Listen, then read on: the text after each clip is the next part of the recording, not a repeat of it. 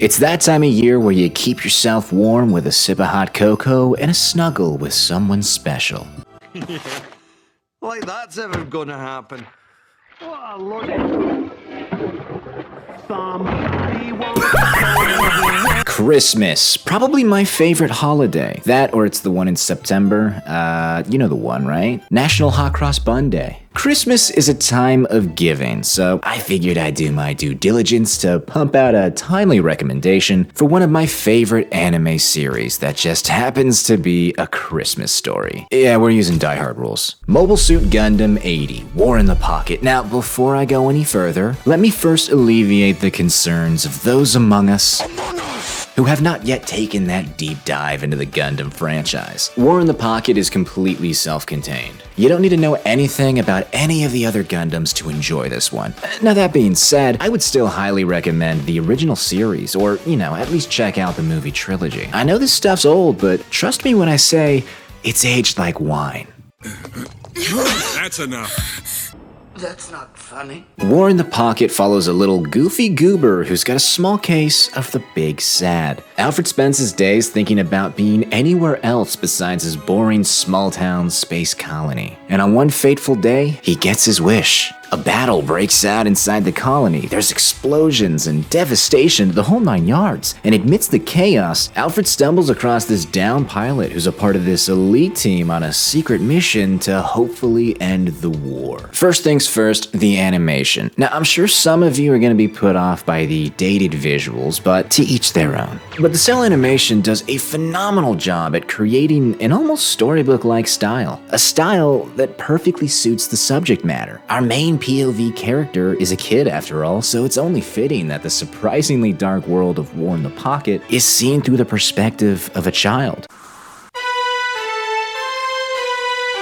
Alright, but what's the point in watching this old crap instead of literally any other Gundam, especially the new one? Well, for starters, old equals good, and new equals bad. But also, War in the Pocket offers a beautifully tragic story about the nature of war, and it's an interesting commentary on Gundam and other such franchises we know and love. But revolutionary idea here, let's take that first point first. War in the Pocket takes place during a massive interstellar war between two factions, the Neo-United Nations and the Fourth Reich. I see good things about Char Aznavour. Jokes aside, War in the Pocket does something amazing. It doesn't tell you which side to root for, it tries to get you to root for both. It shows you a group of loyal Zeon soldiers who don't act like mustache-twirling villains in every encounter.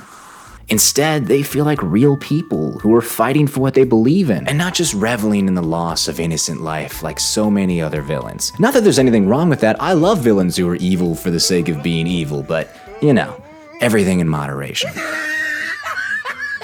Each member of the team is given just enough screen time to make them sympathetic without getting all preachy. But what about the Federation? I mean, what's the incentive to root for them? Well, you don't have to look far.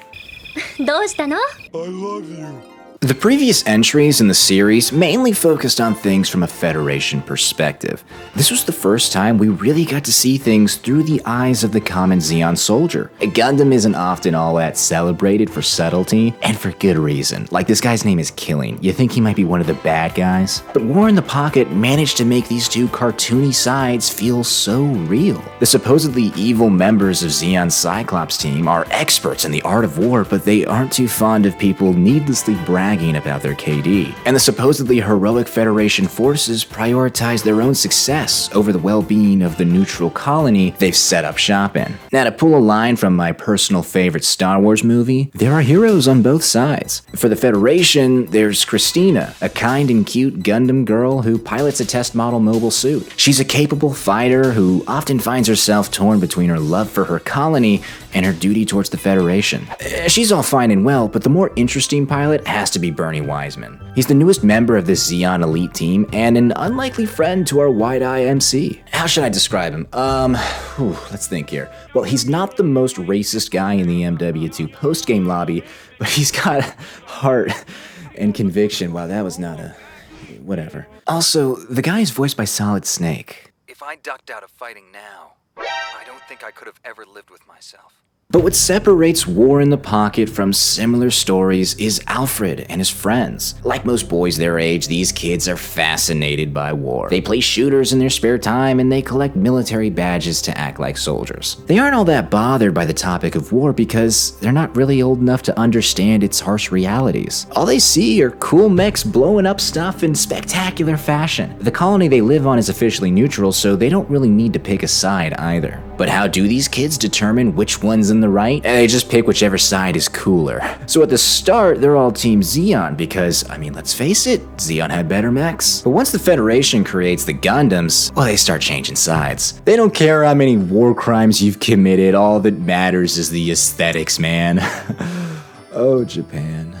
But that's exactly the point. You see, Alfred and his friends represent the audience. They are literally us, to a certain degree. Really, they represent the core fan base that grew up watching Gundam, but we don't need to sweat the small stuff. The message still rings true for modern audiences. Just replace picking the side that's more cool with the side that's, I don't know, more gay. Alfred wants to help Bernie succeed in his mission because it's fun. He gets to be a soldier, one of the cool Zeon guys, relatable. But he's not really thinking about the destruction of his hometown. He's so disconnected from it, it doesn't mean anything to him. It's not real. Not at the start anyways. But as he gets to know Bernie more, and as he realizes his favorite neighbor is on the other side, he starts to realize something. War isn't a game. There's a person with hopes and dreams, memories and aspirations, friends and loved ones inside of every suit that flies off into battle. Every shot fired has consequence, and every life lost could have been your own.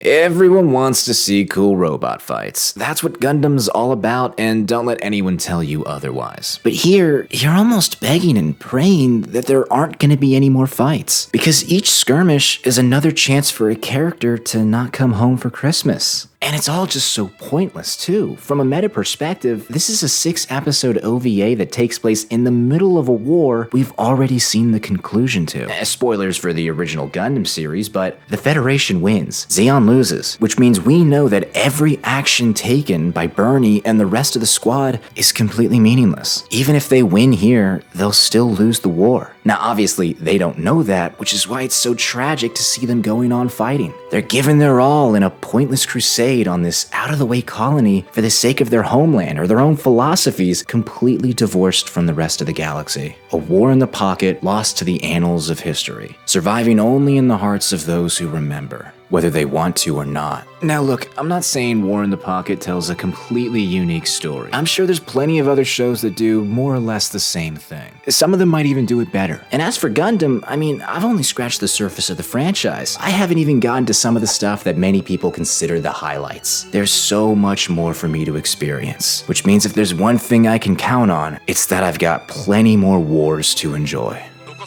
あるわけないよ。